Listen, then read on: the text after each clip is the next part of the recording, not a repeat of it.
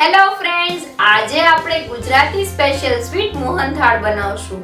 તહેવારોમાં આપણે મોહનથાળ ઘરે બનાવતા હોઈએ છીએ. મોહનથાળ બનાવતી વખતે આપણે વસ્તુનું પરફેક્ટ માપ અને બનાવવાની અમુક રીતો પર ધ્યાન દઈએ તો ખરેખર મીઠાઈવાળા જેવો એકદમ દાણેદાર અને સોફ્ટ મોહનથાળ બને છે. તો બધી જ ટિપ્સ સાથે ચાલો રેસીપી શરૂ કરીએ. સૌથી પહેલા મોહનથાળ બનાવવા માટે આપણે તમે જોઈ શકો છો કે મારો લોટ એકદમ કરકરો છે. તેવો કરકરો ચણાનો લોટ 2 કપ લેશું.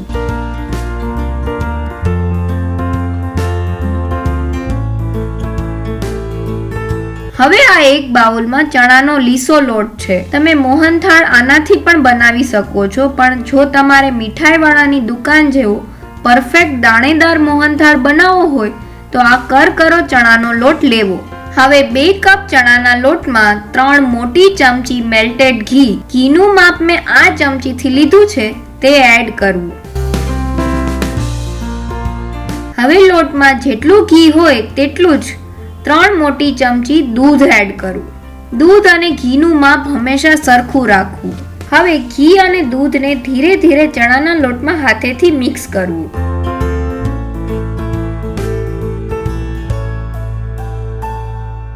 આ સ્ટેપ દાણેદાર મોહનથાળ બનાવવા માટે ખૂબ જ ઇમ્પોર્ટન્ટ છે. આ સ્ટેપને ગુજરાતીમાં મોહનથાળને દાબો દેવો એમ કહેવાય છે, જેનાથી ઘી અને દૂધ ચણાના લોટના દરેક કણમાં મિક્સ થઈ જાય છે. હવે આ રીતે 2 હાથની હથેળી વચ્ચે મસળીને સારી રીતે મિક્સ કરશું. જેટલું સારી રીતે મિક્સ કરશું તેટલો જ સ્વાદિષ્ટ અને દાણેદાર મોહનથાળ બનશે.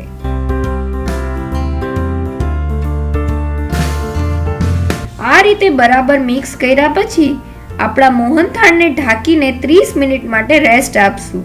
રેસ્ટ આપવાથી આપણે લોટમાં જે વસ્તુ એડ કરી છે તે બરાબર સેટ થઈ જાય છે. 30 મિનિટ થઈ ગયા છે ને આપણા લોટમાં ઘી અને દૂધ બરાબર સેટ થઈ ગયા છે.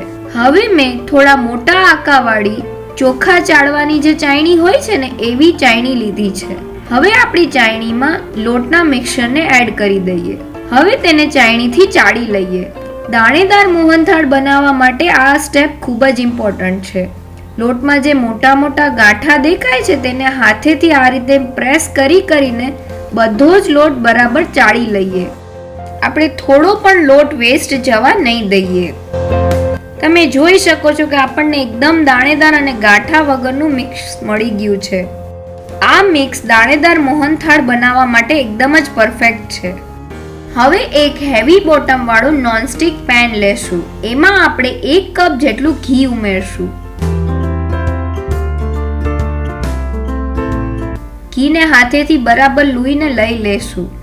અહીંયા આપણે ઘી અને લોટનો રેશિયો એટલે કે 2 કપ ચણાના લોટ સાથે આપણે 1 કપ જેટલું ઘી લીધું છે. આપણું ઘી સેજ ગરમ થઈ ગયું છે. હવે એમાં દાણેદાર ચણાના લોટનું જે મિક્સ બનાવ્યું છે તે એડ કરી દઈએ. હવે શરૂ થશે થોડી મહેનતનું કામ. દાણેદાર અને સ્વાદિષ્ટ મોહનથાળ બનાવવા માટે આપણે થોડી મહેનત તો કરવી પડશે. એટલે કે આપણે ચણાના લોટને લો મીડિયમ ફ્લેમ પર ચમચો સતત ચલાવતા શેકવાનો છે. શરૂઆતમાં બધું જ ઘી લોટમાં એબ્ઝોર્બ થઈ જાય છે, પણ આપણે ધીમા ગેસે ચમચો સતત ચલાવતા રહેવાનું છે અને ચમચો ચલાવવાનું છોડવાનું નથી, નહીં તો મિક્સર તળિયે ચોંટી જશે. આ રીતે ધીમા ગેસ પર ચણાનો લોટનો કલર ન બદલાય ત્યાં સુધી એને શેકવાનો છે. લગભગ 12 થી 15 મિનિટ જેવું થઈ ગયું છે અને તમે જોઈ શકો છો કે લોટમાંથી ઘી છૂટું પડવા લાગ્યું છે.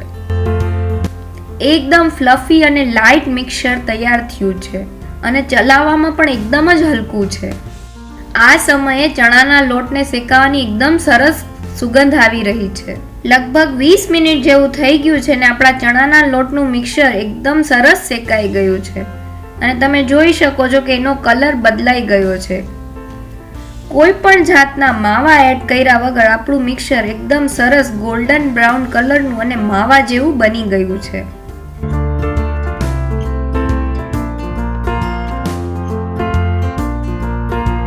હવે ગેસની ફ્લેમ બંધ કરી દઈ અને મિક્સરને ઠંડુ થવા દઈ.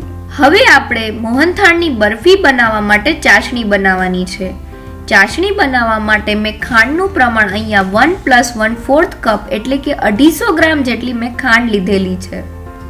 જે કપથી મેં ચણાના લોટનું માપ કર્યું હતું તે જ કપથી મેં ખાંડનું માપ પણ કરેલું છે. ખાંડનું માપ તમે તમારી ઈચ્છા પ્રમાણે વધારે કે ઓછું પણ કરી શકો છો. હવે આ ખાંડને નોનસ્ટિક પેનમાં લઈ લઈએ. તેમાં 1 કપ જેટલું પાણી એડ કરી દઈએ. હવે મીડિયમ ગેસની ફ્લેમ પર ખાંડને પાણીમાં ઓગાળી લઈએ. જો આ સમયે તમારા ખાંડમાં કોઈ ઇમ્પ્યોરિટીઝ હોય તો ચાસણીમાં 1 ચમચી જેટલું દૂધ એડ કરવું. દૂધ એડ કર્યા પછી ઇમ્પ્યોરિટીઝ બધી જ સરફેસ પર આવી જશે. તેને ચમચાથી લઈ લેવી અને દૂર કરી લેવી. આપણી ખાંડ પાણીમાં ઓગળી ગઈ છે અને હવે આપણે તેમાં અડધી ચમચી જેટલો એલચી પાવડર એડ કરી દઈએ. મોહનથાળ 2 પ્રકારના બનતા હોય છે. એક લૂઝ મોહનથાળ અને બીજો બરફી જેવો મોહનથાળ. લૂઝ મોહનથાળ બનાવવા માટે આપણે ખાલી અડધા તારની ચાસણી લેવાની હોય છે. જ્યારે આજે આપણે બરફી જેવો મોહનથાળ બનાવી છીએ એટલે આપણે 1.5 તારની ચાસણી લેવાની રહેશે. લગભગ 5 થી 7 મિનિટ જેવું થઈ ગયું છે અને આપણી ચાસણી પરફેક્ટ તૈયાર થઈ ગઈ છે. આપણને કેવી રીતે ખબર પડશે? તો આ રીતે આપણે 2 આંગળીની વચ્ચે થોડી ઓછી ગરમ ચાસણીને લઈ અને આવી રીતે કરીએ તો આપણે જોઈ શકશું કે અહીંયા 1.5 તાર જેવું બને છે. એટલે કે એક આખો અને બીજો અડધો તાર જેવું બને છે. બસ આ સ્ટેજ પર આપણે ગેસની ફ્લેમ બંધ કરી લઈએ અને ગરમ ચાસણીને સીધા શેકેલા ચણાના લોટના મિક્સરમાં એડ કરી દઈએ. અહીંયા આપણે એ વાતનું ખાસ ધ્યાન રાખવાનું છે કે આપણે બાઉલને ગેસ પર મૂકશું નહીં. હવે ચમચાની મદદથી સતત હલાવતા રહેશું.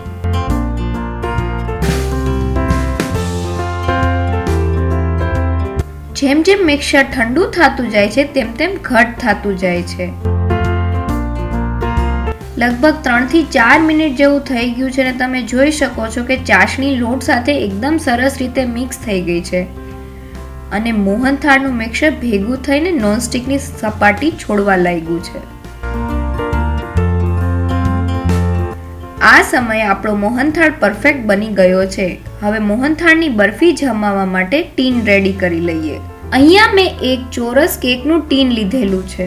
તેમાં મેં બટર પેપર લગાવી દીધું છે. બટર પેપર રાખવાથી મોહનથાળની બરફી સહેલાઈથી ડીમોલ્ડ થઈ જાય છે. તમે મોલ્ડની જગ્યાએ સ્ટીલની થાળીમાં પણ ઘીથી ગ્રીસ કરીને તેમાં મોહનથાળ ઢાળી અને સેટ કરી શકો છો. હવે મોહનથાળને ચમચાથી દબાવીને સેટ કરી લઈએ. તમે જોઈ શકો છો કે બરફી ઉપરથી એકદમ એક સરખી થઈ ગઈ છે. હવે 1/4 જેટલા કાજુ બદામની કતરન મેં લીધી છે તેને મોહનથાળ પર ગાર્નિશ કરી લઈએ.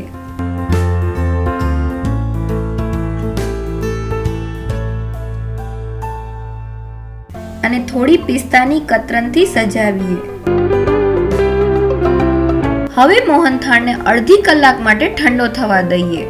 30 મિનિટ થઈ ગઈ છે અને મેં મારા મોહનથાળને ડીમોલ્ડ કરી અને તેના એક સરખા ચોરસ ટુકડા કરી લીધા છે. તો મીઠાઈવાળાની દુકાન જેવો જ પરફેક્ટ દાણેદાર અને સોફ્ટ મોહનથાળની આજની રેસીપી જો તમને ગમી હોય તો મારા વિડીયોને લાઈક અને ફ્રેન્ડ્સમાં શેર કરજો અને મારી ચેનલને સબસ્ક્રાઈબ કરવાનું ના ભૂલશો. તો ફરી મળીએ એક નવી રેસીપી સાથે.